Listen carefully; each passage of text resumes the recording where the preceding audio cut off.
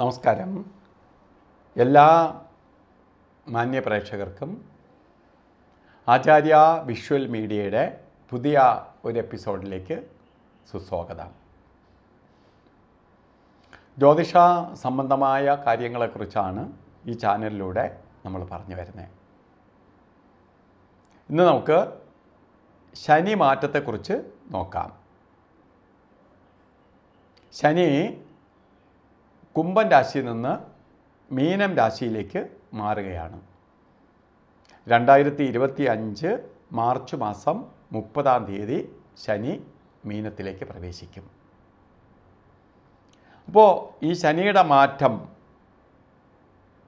കാരണം ഗ്രഹങ്ങളിൽ വെച്ച് ഏറ്റവും ശക്തിയായിട്ടുള്ള പാപഗ്രഹമാണ് ശനി. ശനി ഒരാളുടെ ജീവിതത്തിൽ പല പ്രാവശ്യം കയറി വരും. അല്ലാതെ നമുക്ക് ദശകൾ വരുന്നത് ദശയായിട്ടോ അപകാരമായിട്ടോ ഒക്കെ ഒരാളുടെ ജീവിതത്തിൽ വരത്തുള്ളൂ എങ്കിലും നമ്മൾ ശനിയെ ഇത്രയ്ക്കും പ്രാധാന്യം കൊടുക്കുന്നതിൻ്റെ കാരണം ശനി ദശാരൂപത്തിൽ വരും, അപകാര രൂപത്തിൽ വരും, ഏഴര ശനി രൂപത്തിൽ വരും, കണ്ടകശനി രൂപത്തിൽ വരും, അഷ്ടമശനി രൂപത്തിൽ വരും. ഒരാളുടെ ജീവിതത്തിൽ വളരെ സ്വാധീനമുള്ള ഒരു ഗ്രഹമാണ് ശനി. അതുകൊണ്ടാണ് ശനിയുടെ മാറ്റത്തെ നമ്മൾ വളരെ പ്രാധാന്യത്തോടു കൂടി കാണുന്നത്.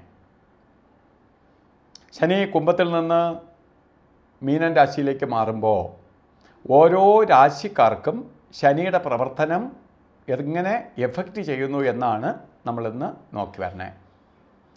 എന്തുകൊണ്ട് അഡ്വാൻസായിട്ട് നിങ്ങളെ അറിയിക്കുന്നു എന്ന് ചോദിച്ചാൽ, നമ്മളെ ചാനൽ കാണുന്ന അല്ലെങ്കിൽ എന്നെ വിശ്വസിക്കുന്നവർ അവർക്ക് നേരത്തെ കൂട്ടി തന്നെ നമ്മൾ അവരെ അറിയിക്കുകയാണ്.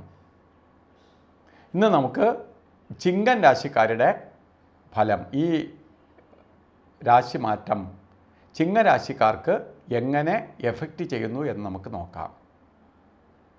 ചിങ്ങൻ രാശി എന്ന് പറയുമ്പോൾ മകം, പൂരം, ഉത്രത്തിൻ്റെ കാൽഭാഗം, അതായത് ഉത്തരത്തിൻ്റെ ആദ്യത്തെ 15 നാഴിക. ഈ നക്ഷത്ര രാശിയിൽ ജനിച്ച ചിങ്ങരാശിക്കാർക്ക് വ്യാഴം ശനി കണ്ടകശനി രൂപത്തിൽ നിൽക്കുകയാണ്. വ്യാഴം നിങ്ങൾക്ക് അനുകൂലപ്രദമായി നിൽക്കുന്നുണ്ടെങ്കിൽ പോലും കണ്ടകശനി നടന്നുകൊണ്ടിരിക്കുകയാണ്. കണ്ടകശനിയിൽ നിന്ന് 7 നിന്ന് ശനി 8ലേക്ക് മാറുകയാണ്, അഷ്ടമശനിയിലേക്ക് പോവുകയാണ്. അപ്പോൾ നമുക്ക് കണ്ടകശനിയുടെ ശക്തി കുറയുന്നുണ്ടെങ്കിൽ പോലും ശനി നിങ്ങളെ പൂർണ്ണമായി വിട്ടു മാറുന്നില്ല എന്നറിയുക. അഷ്ടമത്തിലെ ശനിയിലേക്ക് പോവുകയാണ്. അഷ്ടമശനിയും കുറച്ച് ശാരീരിക ബുദ്ധിമുട്ടുകൾ വർദ്ധിപ്പിക്കുക. അഷ്ടമത്തിലെ ശനി കഷ്ടനഷ്ടങ്ങളെ വരുത്തും. അപ്പോൾ ശാരീരിക ബുദ്ധിമുട്ട്, സാമ്പത്തിക നഷ്ടം, കാര്യതടസ്സം. അപ്പോൾ കണ്ടകശനി ചെയ്യുന്നതിൻ്റെ അത്ര കാഠിന്യം ഇല്ല എങ്കിൽ പോലും അഷ്ടമശനിയും പേടിക്കണം. അപ്പോൾ നമുക്ക് ശനി മാറുന്നില്ല, അഷ്ടമത്തിലേക്ക് മാറുന്നതേ ഉള്ളൂ. ശനി നമ്മളെ വിട്ട് ശനിയുടെ ബന്ധം മാറുന്നില്ല, അല്ലെങ്കിൽ ശനിയുടെ എനർജി നമ്മളെ വിട്ട് മാറുന്നില്ല. എനർജിയാണ്. ഓരോ ഗ്രഹങ്ങൾ ഓരോ സ്ഥലത്ത് നിന്നുകൊണ്ട് ചില രാശികളിലേക്ക് അതിൻ്റെ റേഡിയേഷൻ പതിക്കും, അതിൻ്റെ പ്രകാശം പതിക്കും. ആ ഗ്രഹത്തിൻ്റെ പ്രകാശം ചില രാശിയിലേക്ക് പതിക്കും. ആ ഗ്രഹത്തിൻ്റെ പ്രകാശം പതിക്കുന്ന രാശിയിലുള്ളവർക്ക് നെഗറ്റീവായിട്ടും പോസിറ്റീവായിട്ടും ആ ഗ്രഹത്തിൻ്റെ ഫലം ലഭിക്കും. ഇവിടെ കണ്ടകശനി, അഷ്ടമശനി എന്നൊക്കെ പറയുമ്പോൾ ശനിയുടെ പ്രകാശം നെഗറ്റീവായിട്ടാണ് ബാധിച്ചുകൊണ്ടിരിക്കുന്നത്. അത് കുടുംബത്തിനകത്ത് അസ്വസ്ഥതയായിട്ടും ശാരീരിക വൈഷമ്യമായിട്ടും സാമ്പത്തിക നഷ്ടമായിട്ടും അല്ലെങ്കിൽ ദാമ്പത്യ ജീവിതത്തിൽ ചെറിയ ഉലച്ചിലായിട്ടും ഒക്കെ ചിങ്ങരാശിക്കാരെ ബാധിച്ചുകൊണ്ടിരിക്കുന്ന ദോഷങ്ങൾക്ക് കുറച്ച് ശമനം വരുന്നു എന്നുള്ളതൊഴിച്ച് ശനിയുടെ ദോഷം മാറുന്നില്ല. അപ്പോൾ നമ്മൾ ശനിയെ കുറച്ചുകൂടെ ശക്തിയായിട്ട് പ്രാർത്ഥിച്ചു പോകണം. ശനിയെ പ്രാർത്ഥിച്ചു പോകാൻ വേണ്ടി ശാസ്താവാണ് ശനീശ്വര ദേവൻ. അപ്പോൾ ശാസ്താ ക്ഷേത്രത്തിൽ അല്ലെങ്കിൽ അയ്യപ്പൻ കോവിലിൽ ശനിയാഴ്ച ദിവസങ്ങളിൽ ദർശനം ചെയ്യുന്നത് നല്ലതാണ്. പോകാൻ പറ്റുന്നവർക്ക് പോവുക. അല്ലെങ്കിൽ ശനിയാഴ്ച വ്രതാനുഷ്ഠാനത്തോടു കൂടി ഇരിക്കുക.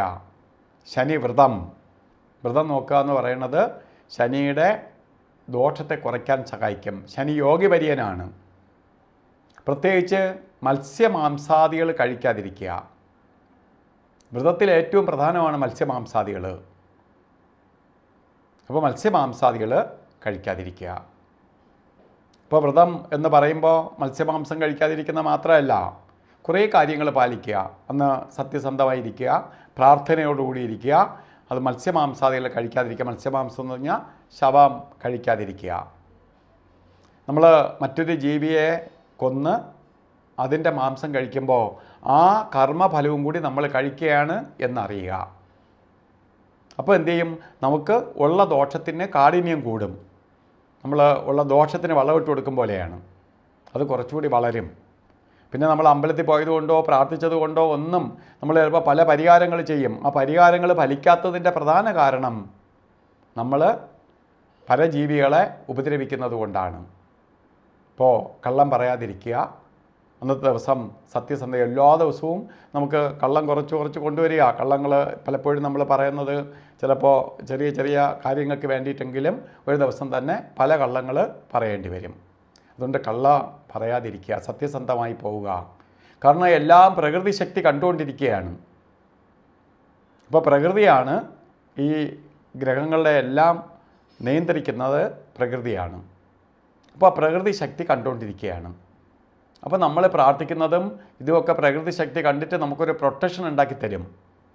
ആ ഒരു പോസിറ്റീവ് എനർജി നമ്മളിലേക്ക് ക്രിയേറ്റ് ചെയ്യും. അപ്പോൾ ഈ നെഗറ്റീവ് നമുക്ക് ബാധിക്കാതെ പോകും.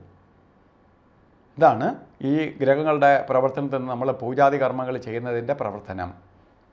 അതുപോലെ ശനിയുടെ പിതാവാണ് സൂര്യദേവൻ. സൂര്യദേവനെ ആരാധിക്കുക, സൂര്യനെ നമസ്കരിക്കുക എല്ലാ ദിവസവും. ചിലപ്പോൾ നമുക്ക് അമ്പലമൊക്കെ ചിലപ്പോൾ കൈവാക്കിനുണ്ടാകുന്നിരിക്കത്തില്ല. പക്ഷേ സൂര്യനിൽ നിന്ന് ഏറ്റവും കൂടുതൽ പോസിറ്റീവ് എനർജി കിട്ടും. പ്രത്യേകിച്ച് ശനിയുടെ നെഗറ്റീവ് അകലാൻ വേണ്ടി. നക്ഷത്രദേവനാണ് സൂര്യനെങ്കിലും നമ്മൾ ആരാധിക്കുന്നവർ അവരുടെ ഇഷ്ടദേവതയായി സങ്കല്പം ചെയ്തുകൊണ്ട് സൂര്യഭഗവാനെ പ്രാർത്ഥിക്കുക. നിങ്ങൾക്ക് ഒരു 50% ദോഷം മാറും എന്നുള്ളതിന് സംശയം വേണ്ട.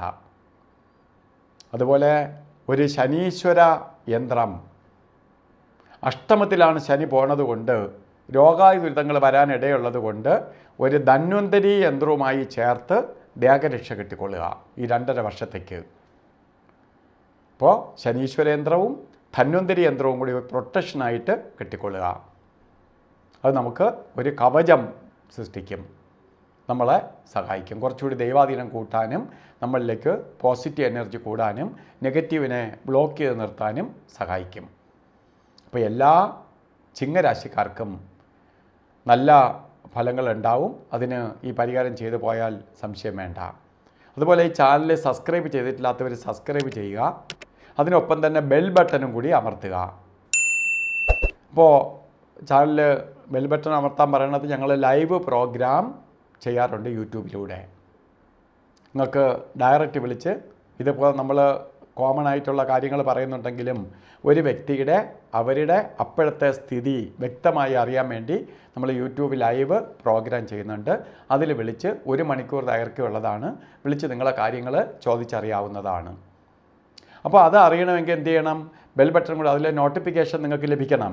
അതിനു വേണ്ടി ബെൽ ബട്ടണും കൂടി അമർത്തുക. അതുപോലെ ചാനൽ ഇഷ്ടപ്പെട്ടിട്ടുണ്ടെങ്കിൽ മറ്റ് ഉള്ളവരിലേക്കും കൂടി ഷെയർ ചെയ്ത് കൊടുക്കുക. കാരണം അവർ ഓരോ വിപത്തിൽ പെടാതെ ഈ ദോഷ പരിഹാരം ചെയ്ത് അതിൽ നിന്ന് രക്ഷ നേടാൻ വേണ്ടി. നമ്മളൊരു റോഡിലേക്ക് യാത്ര ചെയ്യുകയാണ്, അവിടെ ബ്ലോക്ക് കണ്ടു, നമ്മൾ ആരുടെയും പറയാതിരുന്നാൽ അവർ ബാക്കിയുള്ളവരും കൂടി ആ ബ്ലോക്കിൽ ചെന്ന് പെടും. അപ്പോൾ നമ്മൾ പറയണം അവിടെ ബ്ലോക്കുണ്ട് എന്നൊരു ബോർഡ് വയ്ക്കുകയാണെങ്കിൽ അത് തിരിഞ്ഞ് ബ്ലോക്കിൽ പെടാതെ അവർ വേറെ വഴിയെടുത്ത് പോകും. അപ്പോൾ അത് സഹായമാണ്. അപ്പോൾ അതും പ്രകൃതി ശക്തി കണ്ടുകൊണ്ടിരിക്കുകയാണ്. നമ്മൾ ചെയ്യുന്ന ഓരോ പ്രവൃത്തികളും എപ്പോഴും ഓരോ ഗ്രഹദോഷത്തിനുള്ള പരിഹാരങ്ങളാണ്. നമ്മൾ സത്യസന്ധമായി പ്രവർത്തിക്കുക. നമുക്ക് കൂടെ ഉള്ള ശരിക്ക് മാനവ സേവയാണ് മാധവ സേവ. അപ്പോൾ മനുഷ്യന് നമ്മളെ കൂടെയുള്ള സഹജീവികൾക്ക്, അത് മനുഷ്യരെന്നുള്ള ജീവിയല്ല, എല്ലാ പ്രകൃതി മാതാവിൻ്റെ മക്കളാണ്. അവരെ സംരക്ഷിക്കുന്നതോടൊപ്പം തന്നെ നമുക്ക് നമ്മളെ സംരക്ഷണത്തിനൊപ്പം മറ്റു ജീവികളെയും കൂടി സംരക്ഷിക്കുന്നതോടുകൂടി തന്നെ ദോഷങ്ങൾക്ക് ശമനം വരും. അപ്പോൾ എല്ലാ ആൾക്കാർക്കും, പ്രത്യേകിച്ച് ചിങ്ങരാശിക്കാർക്ക് നല്ലത് വരട്ടെ എന്ന് പ്രാർത്ഥിച്ചുകൊണ്ട് നിർത്തുന്നു. നന്ദി, നമസ്കാരം.